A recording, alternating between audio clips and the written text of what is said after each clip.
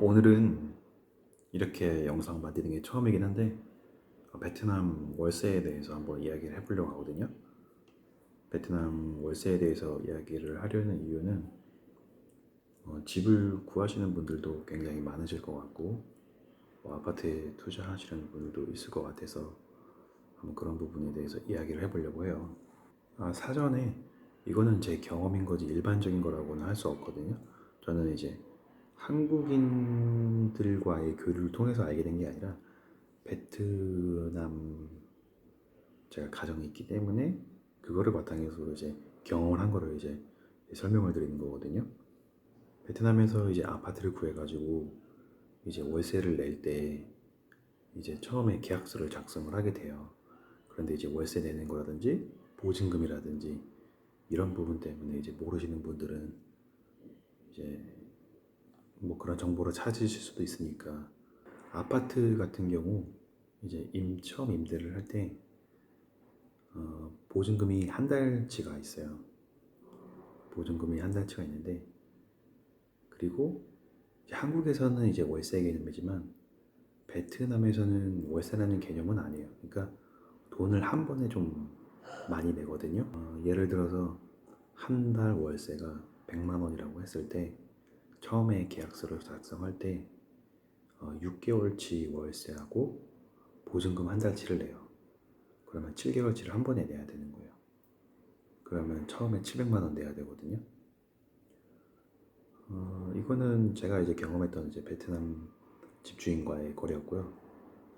이거를 처음에 잘 이야기하셔가지고 뭐 3개월만으로도 하실 수는 있을 것 같아요. 그런데 그렇게 되면은 월세 가격이 달라질지 그건 모르겠지만 저는 지금까지 6개월 단위로만 해봤어요. 이게 일반적이라고 하더라고요. 지역마다 뭐 사람마다 다르겠지만 저 같은 경우 이제 6개월 한 번에 납부를 하고 거기다 보증금 이제 한 1개월 총 7개월 이렇게 했다라고 보시면 되고요. 그러니까 아마 대부분의 베트남 분들은 이제 이런 제도를 따르고 있을 것 같아요. 근데 여기서 이제 발생하는 문제가 있어요.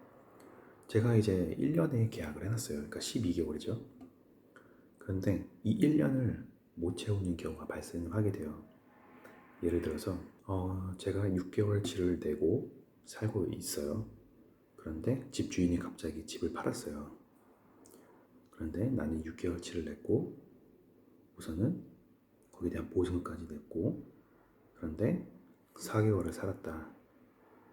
그러면은 내가 지금 남은 개월 수는 2개월이고 거기다가 보증금이 있기 때문에 3개월치. 그런데 이 계약을 파기한 당사자는 집주인이 있기 때문에 보통 계약서상에서는 1개월치를 더 줘요. 그래서 총 4개월치에 대한 금액을 받으실 수 있어요. 이때는 계약을 파기하는 당사자가 집주인이기 때문에 돈을 줘요. 저는 여태까지 그렇게 해서 돈을 받았어요. 기본은 이제 지켜주거든요. 사람마다 다르겠지만 그거는 좋은 집주인을 만나셔야 되고 그런데 내가 이제 6개월치를 내고 살다가 보증금이 당연히 있겠죠. 여기다가 4개월만 살다가 갑자기 이사를 가야 돼요. 이사를 간다고 해서 지금 여기에 대한 돈을 돌려받지 못해요. 3개월치를. 이거는 아셔야 돼요. 계약을 파기하는 거는 이제 내가 된다면은 거기에 대한 비용 지불은 내가 해야 되는 거예요. 그러면 이 3개월치는 받지 못하고 나가야 돼요. 그래서 이런 부분을 잘 파악을 하셔야 되고 예를 들어서 1년치인데 12개월을 다 채웠어요. 그러면은 이제 그 계약서를 새로 작성하셔야 되고 아니면은 작성하지 않으셔도 돼요. 저 같은 경우는 작성 안 했어요. 작성하지 않고 그냥 돈을 더 주고 연장을 했어요. 그렇게 하셔도 돼요. 근데 계약서 아무래도 쓰는 게 좋겠죠. 그거는 이제 뭐 집주인하고 얘기를 하셔야 되고 뭐 집값을 올릴 건지 내릴 건지는 뭐 그건 잘 이야기하셔야 되고 저 같은 경우는 올리지 않고 계약서 상에 그냥 그 금액으로 계정대로 계속 했기 때문에 작성을 안 했어요. 그거는 집주인분하고 잘 이야기를 하셔야 될 거예요. 보증금을 이제 잘 안 돌려준다라고 하시는 분들이 있는 것 같아요. 뭐 베트남 사람들은 보증금 안 돌려준다. 뭐 그런 이제 이야기들이 뭐 나오는 것 같긴 한데 저의 경험은 저는 보증금 다 받았어요.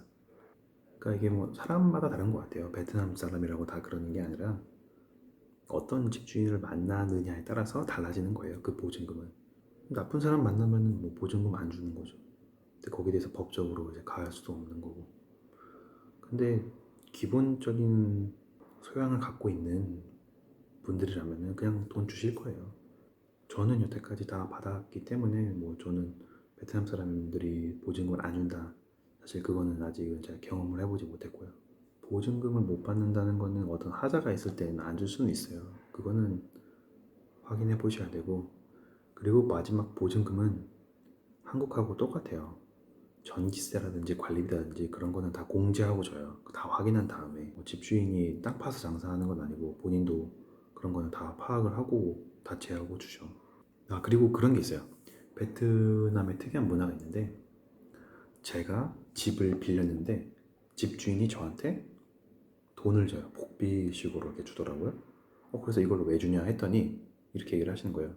아, 우리 집에 들어와서 살기로 했으니 오래오래 살고 좋은 일이 있길 바란다. 이러면서 돈을 주시더라고요. 그러니까 제가 월세를 이제 7개월치, 6개월하고 플러스 한 달치가 드렸는데 저한테 그냥 이제 거기서 얼마인지 기억 안 나는데 좀 주시더라고요. 그래서 왜 주시냐 이랬더니 그거는 이제 베트남 문화다 이렇게 얘기하시더라고요. 그러니까 제가 2번 이렇게 아파트에서 임대해서 살아봤는데 한 번 그렇게 했어요. 이것도 사람마다 다른 거겠죠. 좋은 집주인을 만나야 되는 거예요. 근데 뭐 제가 이런 이야기를 하면은 뭐 싫어하시는 분들이 많겠지만, 한국인께서 관련된 부동산하고 베트남인이 관련된 부동산하고 좀 가격이 달라요. 한국인이 관련된 부동산은 확실히 비싸기는 해요. 그거는 아셔야 돼요. 더 비싸요. 더 비싼 대신에 한국인이 이제 중간에서 거래를 도와주는 거죠. 거기에 대해서 이제 문제가 생겼을 때 풀어줄 수 있는 거고. 제 동영상을 통해서 조금이라도 도움 되시면 좋겠지만, 뭐 그렇지 않다고 해도 앞으로 좋은 집 구하시고 베트남까지 오셨으니까 좋은 일 있으시길 바랍니다. 영상 시청해주셔서 감사합니다.